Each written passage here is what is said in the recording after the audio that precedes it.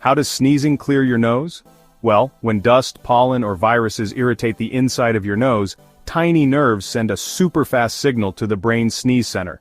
The brain tells you to take a deep breath, then it tightly shuts your voice box and squeezes your chest and belly muscles really hard. As soon as the voice box opens, the air blasts out through your mouth and nose at high speed.